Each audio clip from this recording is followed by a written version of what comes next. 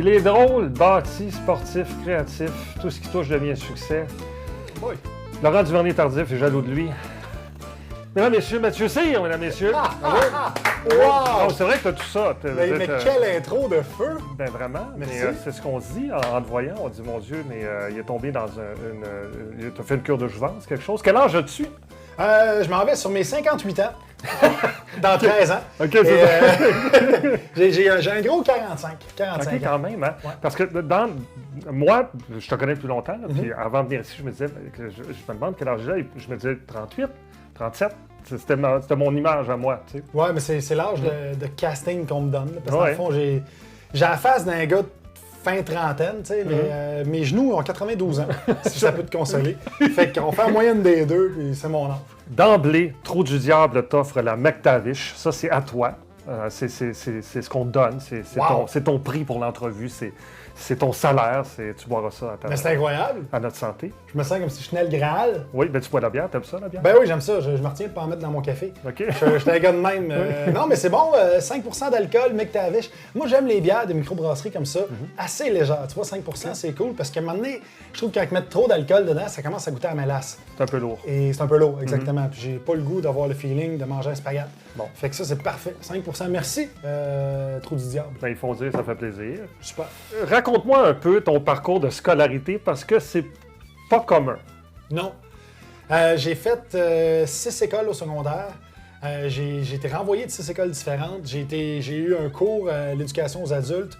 J'ai fini ça à Verdun, à l'école aux adultes, où il y avait une ambiance de Urgel-Bourgie, en manque de souffle. C'était terrible. J'ai aussi pas eu mon diplôme la première fois. Tu sais pourquoi?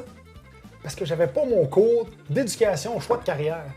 Ah, quand même. Cours qui est donné par quelqu'un qui a raté la sienne. Et ça se donne même plus, éducation Non, choix de carrière. non, c'est Fait que- vrai. puis à cause de ça, j'ai pas eu mon diplôme. Fait que là, Ok. finalement, j'ai fait les démarches pour aller chercher ça. Là, il me fallait mes maths, cette kit. Et j'ai été renvoyé. Moi, au primaire, j'ai sauté une année. Au secondaire, j'en ai doublé 2. Fait que ça a été vraiment chaotique. Ça a été en dents de scie. Et la raison de ça, c'était quoi pour changer si souvent de. Ben, c'est parce que j'étais un épais. Non, c'est sûr que non. J'ai C'est sûr que non. ils appellent ça twice exceptional. J'ai un TDAH avec une douance. La douance, j'haïs ce mot-là. J'aime mieux dire surefficience.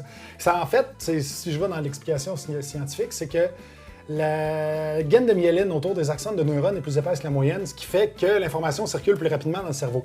Ce que ça veut dire, Oui. c'est que tout va plus vite. C'est un avantage, mais l'inconvénient, c'est que le déficit d'attention va aussi plus vite. Tu sais, fait que j'ai un turbo déficit d'attention. Si j'ai une paranoïa, écoute, j'ai passé des nuits blanches astiques sur Doctissimo en pensant que j'avais le sida des coudes. Là. Ah ouais? Oui, parce que l'angoisse, ça va plus vite. Puis il y a beaucoup de gens qui ont ça puis qui le savent pas. D'aller chercher le diagnostic, ça m'a permis de prendre des actions pour pouvoir régler ça, justement. Pour pouvoir me dire, tu sais, des fois, quand tu le sais pourquoi tu capotes, tu te dis, attends, mais tu capotes. Pourquoi? Parce que ça. Fait que d'aller chercher ce diagnostic-là, ça servait pas à dire j'ai une douance avant de partir Saint-Voilier. Ça servait à les cheveux dans le vent en chantant du Hubert Lenoir. Non, ça servait à me rentrer à la rame. Non, ça servait.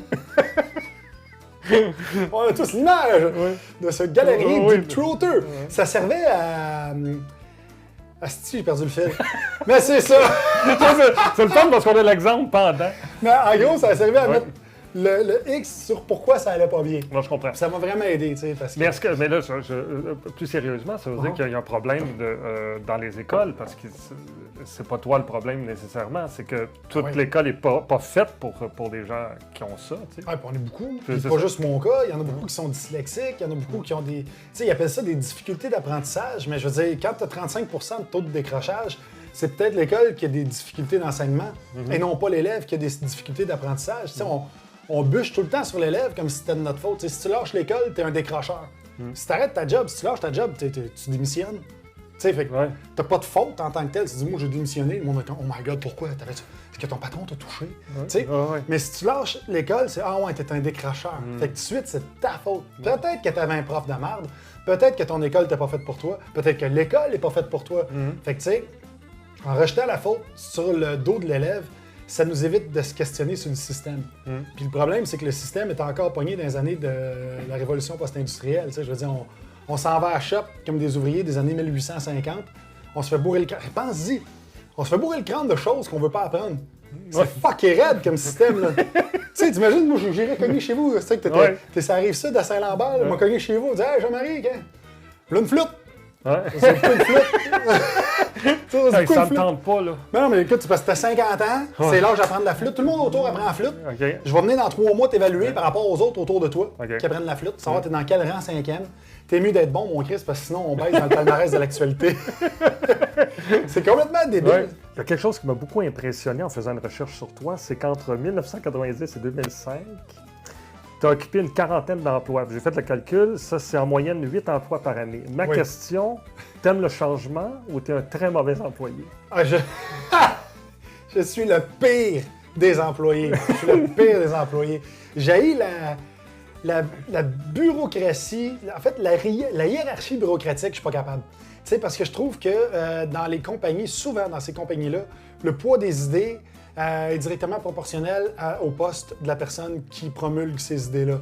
Fait que si c'est le président qui dit « Ah, on devrait acheter des serviettes bleues », paf, tout le monde achète des serviettes bleues, mais si le concierge disait la même idée 3 semaines avant, on s'entorche. Ouais. Et c'est ça le problème, tu sais, et c'est justement ce qui fait que ces entreprises-là, souvent, vont être fermés au progrès, puis ils vont se faire clencher par d'autres mondes. Fait que, mais comment tu faisais? Parce que là, après 30 emplois, tu t'en vas, tu disais quoi au 31e? C'était des jobs de merde, là. Je veux dire, oui, c'est ça, j'en ai pas. Écoute, il y a beaucoup d'humoristes qui sont virés humoristes, justement, par prix de consolation, là. T'as-tu ma tasse au whippet au cappuccino? Non. Ouais, j'étais une tasse, une grosse tasse, je te compte ça, une grosse tasse de whippet au cappuccino. Oui. J'ai fait ça. Je rentrais dans un bar. J'arrivais avec j'étais déguisé en tasse, là même, avec un sourire. Puis je donnais au monde dans le bar qui était chaurette des whippets au cappuccino, puis il fallait qu'ils me visent la tasse. Puis que moi, je l'attrape, tu sais. Ça, là, on va dire que quand tu fais ça, tu te dis, si je suis en train de réussir ma vie, man. Mettons, dans tout ça, lequel t'as le plus aimé, là? Moi, ce que j'ai le plus aimé, c'était remplisseur de trous chez Nutribar. Ça, je remplissais avec un petit pinceau, je mettais du chocolat dans les trous de Nutribar, tu sais, des fois, pour quand pas sérieux? Oui, quand tu ouvres ça, il y a tout le temps de chocolat partout. Oui, oui. C'est moi, là. C'est toi, ça? Je suis Léonard de Vinci. C'était bien fait. Ouais. Qu'est-ce qui t'a amené à faire de l'humour, du spectacle? J'ai essayé plusieurs emplois, il n'y a rien qui marchait. Je me cherchais pendant beaucoup d'années, justement. Puis à un moment donné, j'étais dans l'Ouest canadien. J'avais acheté, c'était à Saint-Valentin qui arrivait. J'avais acheté un saut d'infirmière à ma blonde de l'époque, parce que je suis quelqu'un d'original.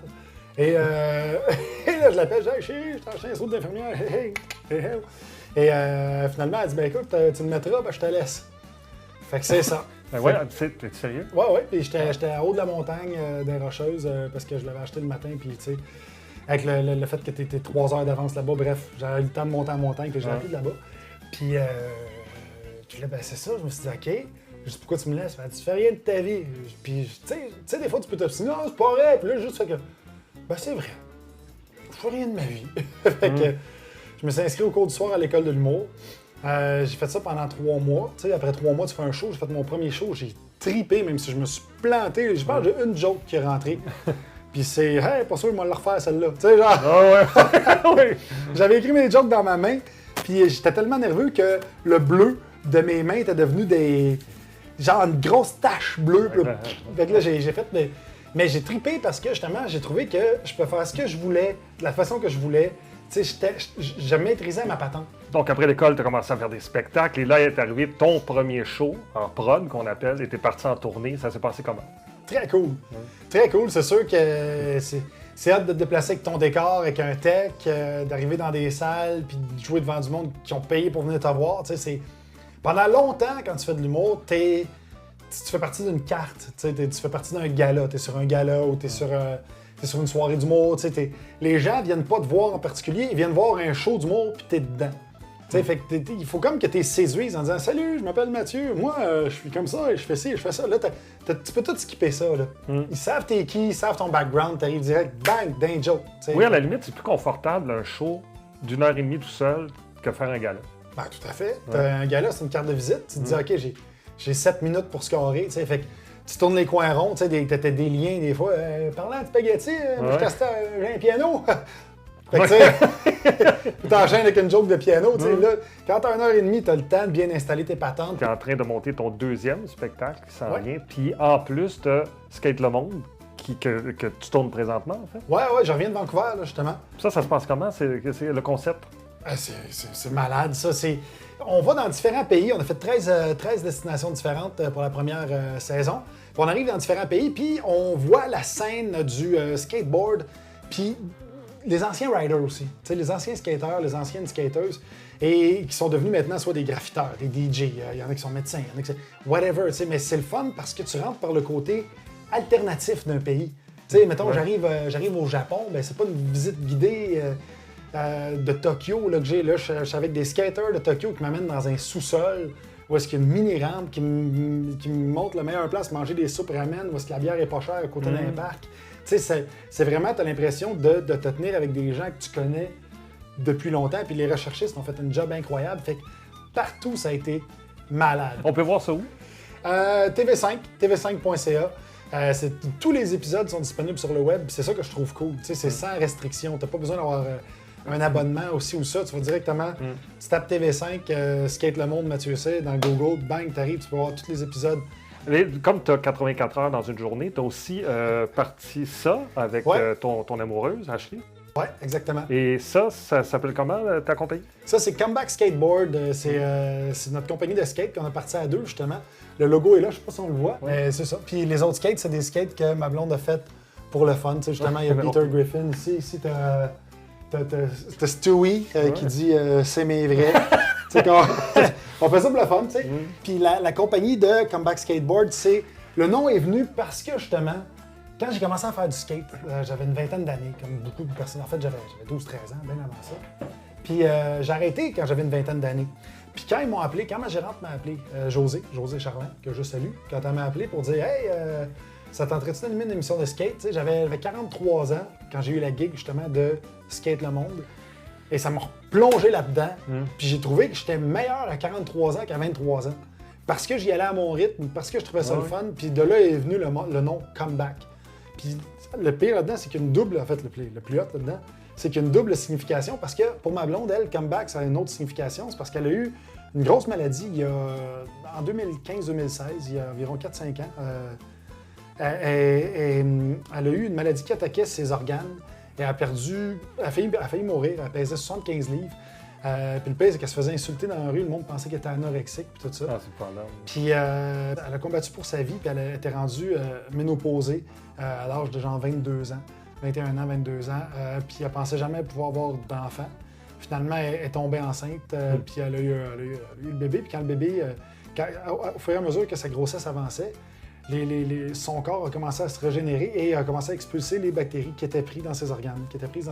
Fait que maintenant, ben, t'es en pleine forme. C'est fou comme ça. Ouais. Fait que ça, tu vois, pour elle, la signification de comeback fait en sorte que la mienne, on s'en calisse. Oui. J'avoue que c'est fou. Ce que je trouve le fun aussi dans le fait que tu dises... Qu'on s'en calisse. Non, mais dans le sens où le skateboard a une image très jeune, on a l'impression qu'à 40 ans, on peut plus faire de skateboard, ça se peut plus faire ça, que c'est comme, ben, peut-être que ce serait difficile pour moi, mettons, de m'y mettre là. Ben même pas, c'est ça le pire. Tu sais, tu peux prendre un longboard, t'as des cruisers qui sont des skates avec des roues molles. Tout dépendant de ce que tu veux faire, tu sais, c'est parce que on a l'image, quand on pense à un skater, on a l'image souvent du gars. C'est rare qu'on voit des filles, même, tu sais, c'est un peu misogyne. Ben c'est pas misogyne, je retire ce que j'ai dit, mais c'est un peu... C'est sectoriel, tu sais, quand on véhicule l'image d'un skater dans la tête des gens, c'est un gars de 16 ans qui est comme « Oh, fuck the world, man, aller à l'hôpital dans le parking, faire des slides. » Mais tu sais, c'est pas ça, là. C'est pas ça, le skate. Le skate, c'est un sport, c'est un art, c'est un style de vie. Puis ce qui est con, c'est que souvent, c'est les préjugés et les idées préconçues que les gens ont par rapport à ça. Tu sais, comme justement, quand tu dis à 40 ans, tu peux commencer à skater, là. C'est juste que, tout comme tu peux commencer à jouer au hockey, si tu joues au hockey d'une ligue de garage, tout le monde va dire « Ah, c'est cool, c'est que le gars, il se tient en forme. tu sais. Mais si tu commences à skater, ils vont dire tout l'autre qui se prend « Hey, pas un ado, man, qui se fait là, 40 ans. » Ils diront pas « man » parce qu'ils ont 40 ans. Non, Diront, pas un ado, mon vieux, hein, en mangeant du Fontaine Santé. Et en plus, t'écris un livre. Oui. Oui, j'ai un livre qui va paraître au mois de C'est novembre. pas un livre d'humour, là. C'est vraiment des réflexions, une réflexion que tu avais envie de partager. Oui, tout à fait, tout à fait. Au début, je vais te l'avouer, je voulais écrire un livre d'humour parce que c'est facile, j'avais déjà écrit plein de statuts. Je me suis dit, on va faire un recueil de statuts Facebook, je vais les repimper, je vais appeler ça les statuts de cire. Ah, c'est bon, c'est très bon. Mais oui, c'est bon. Comme ça. Mais quelqu'un d'autre l'a déjà fait. Fait Ah. que je le connais pas, c'est un monsieur qui s'appelle Cyr, que je salue, qui a appelé ça les statuts de cire. Puis même à ça, je l'ai su après que j'avais pris la décision de ne pas faire ça, c'est parce que quand j'ai vu ce qui se passait avec la pandémie, puis à quel point c'était le chaos ces réseaux sociaux, puis le monde s'insultait, tu pouvais dire « Hey, mon fils sait faire des nœuds dans ses souliers. Ta gueule, first world problem, des nœuds dans les souliers, hein. Pense aux Chinois qui font leurs souliers, ta. Puis, man, tu te fais ramasser parce que tu te dis que tu as trouvé une gomme à terre, tu sais. Fait que j'ai comme vu toute cette haine-là, puis je me suis dit, le monde a besoin de motivation, besoin de positivisme. Puis j'ai écrit un livre là-dessus, justement, sur le fait de rester motivé toute ta vie. Tu sais, parce que je trouve que, justement, j'ai 45 ans, je fais du skate, j'écris un livre, j'ai ma carrière d'humoriste, je pars à la compagnie avec ma blonde, je suis motivé dans plein de projets, puis t'es de même toi aussi, tu sais. Et c'est pas l'âge qui va me retenir. Tu sais, et je trouve que souvent, on se met des œillères en disant, je suis rendu là dans la vie, faut que je pense à ça, tu sais. Puis ça encore là, c'est une pression sociale qui essaye de te faire fitter dans le moule pour que tu rentres entre les autres sardines avant de refermer la canne. Tu sais, mais la vraie vie, c'est pas ça, là. Tu sais, la vie, c'est un voyage, puis pendant que tu passes au travers de ce voyage-là, ben c'est toi qui décides des destinations que tu fais. Tu sais, puis si tu laisses les autres les décider à cause de la pression sociale, ben tu passes à côté de quelque chose de magnifique. Fait que je me suis dit que de faire un livre qui parlerait de ça, ce serait bien. J'espère que beaucoup de monde vont le lire et vont se réveiller avec ça, c'est le fun. Ben, j'espère aussi. Tu sais, c'est surtout pour que les gens puissent continuer de croire en leurs rêves, parce que je trouve que, puis comme je reviens aux réseaux sociaux, il y a tellement de rabat-joie qui eux-mêmes sont des gens qui, à quelque part, sont aigris, sont amers, ils sont pas heureux. Là. Quand tu écris à quelqu'un... Non, pour prendre le temps de faire ça, c'est sûr que t'es oui. pas heureux. Quand tu suis des gens parce que t'es haï, man, t'es pas heureux. Je suis désolé, mais t'es pas Jean-Marc Chaput. Là. Fait que il faut que tu sois capable de virer ça en positivisme. Le titre du livre, ça sera... Jamais trop tard! C'est pour ça que j'ai entendu pour dire c'est ma très réponse. bon! Ouais. C'est jamais trop tard. Donc, ce qui s'en vient pour toi, si on récapitule, ben, la compagnie de skate qui va très bien. Ouais. On peut les trouver où? Ben, c'est sur le site comebackskateboards.com. Puis on a parti d'une fondation aussi, j'ai oublié de te dire ça, qui vient justement en aide aux itinérants. Fait que la fondation s'appelle Pousse-toi, comme T-O-I-T, comme un toit. Oui. Puis comme pour faire pousser un toit. Puis il y a aussi le pousse-toi comme en skate, fait que ça va chercher les deux choses. Et pour chaque achat qui est fait sur notre site de Comeback Skateboard, on donne une pièce à la compagnie. Puis notre but, c'est que cet automne, on achète des sacs à dos pour les itinérants. Et là-dedans, il va y avoir des choses de première nécessité. Des Q-tips, des paires de bottes. Fait que là, les gens qui nous écoutent sont déjà sur le web. Fait que le prochain step, c'est d'aller sur son site, parce que, en plus, pour une bonne cause. Merci beaucoup, Mathieu. Bien inspirant. J'ai beaucoup aimé. Merci à toi, Jean-Marie. Oui, vraiment. Continue, lâche pas. C'est beau ce que tu fais. Merci.